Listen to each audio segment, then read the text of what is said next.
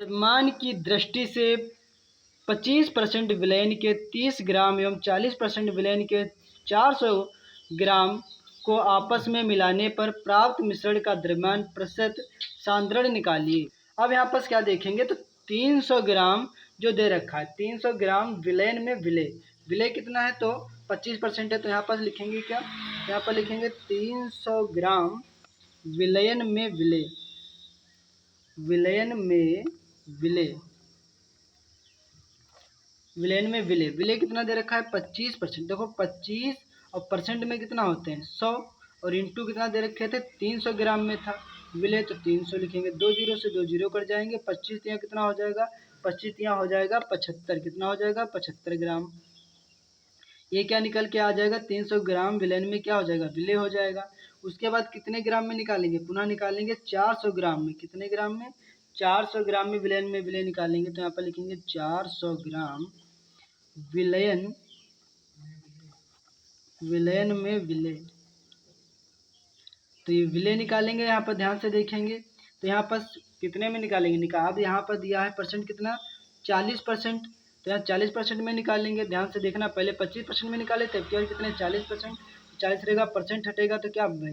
Percent हटेगा, तो 1% में 100 होते हैं, तो 500 इंटू कितने में 400, तो यहाँ लिखेंगे 400, 2 जीरो से 2 जीरो कट जाएंगे, 4 चक्कू कितना हो जाएगा, 4 चक्कू हो जाएगा 16, तो यहाँ 1 जीरो लग जाएगा, तो 160 ग्राम आ जाएगा। उसके बाद यहाँ देखो 300 ग्राम में विलयन में विलय, फिर है 400 ग्राम विलयन में विलय, दोनों को क्या कर लेंगे योग कर लेंगे, तो यहाँ पर लिखेंगे विलय की कुल मात्रा, यहाँ पास क्या लिखेंगे विलय की कुल मात्रा, तो कुल मात्रा क्या देखेंगे 300 ग्राम विलय में जो विलय कितना है तो 75 ग्राम है, तो यहाँ पर लिखेंगे 75, 400 ग्राम विलयन में विलय कितना है 160, तो यहाँ पर लिखेंगे 160, दोनों को जब ऐड करेंगे तो ऐड करने पर आ जाएगा आपका 235, देखो 5 में जोड़ जोड़ेगा 5 ही रहेगा, और यहाँ पर 7 6 13 के 3 चला एक 2 हो जाएगा, तो 235 ग्राम आ जाएगा। उसके बाद सवाल में क्या करा था, सवाल में करा था कि प्राप्त मिश्रण का द्रव्यमान प्रतिशत सांद्रण निकालिए, क्या निकालिए प्रतिशत सांद्रण निकालिए, तो यहाँ पर लिखेंगे प्रतिशत सांद्रण, प्रतिशत सांद्रण, तो फार्मूला क्या होता है विलय का द्रव्यमान होता है विलय, विलय का द्रव्यमान बटे होता है विलयन का द्रव्यमान,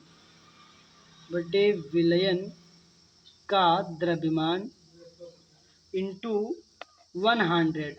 अब यहाँ पर देखेंगे विलय का द्रव्यमान, जो विलय का द्रव्यमान कह लीजिए या कह लीजिए मात्रा कह लीजिए, वो कितनी दे रखी थी 235, तो यहाँ रहेगा 235, और अपाउंड में रहेगा विलयन का द्रव्यमान, और विलयन का द्रव्यमान कितना दे रखा है, जो आपका विलयन का द्रव्यमान दे रखा है 400, और ये 300 जुड़ेंगे 4 3 कितना हो जाएगा 700, 400 और 300 कितना हो जाएगा 700, तो विलयन का जो द्रव्यमान हो जाएगा 700 इंटू में कितना 100, तो रहेगा 100, 2 जीरो से 2 जीरो कट जाएंगे, 7 से 235 को क्या करेंगे डिवाइड कर देंगे, तो डिवाइड करने पर आपका आ जाएगा 33.6% आ जाएगा, तो यही आपका क्या हो जाएगा राइट आंसर हो जाएगा। तो आप इधर क्या करेंगे 7 से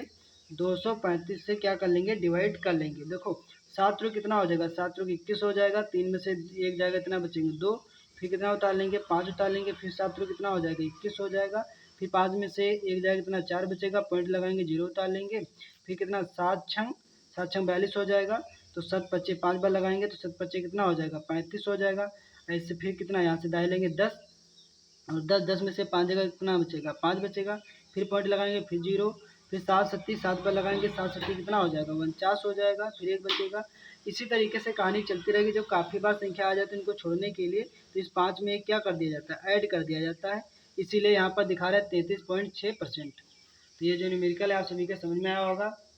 फिर मिलता हूँ नेक्स्ट वीडियो में, तब तक के लिए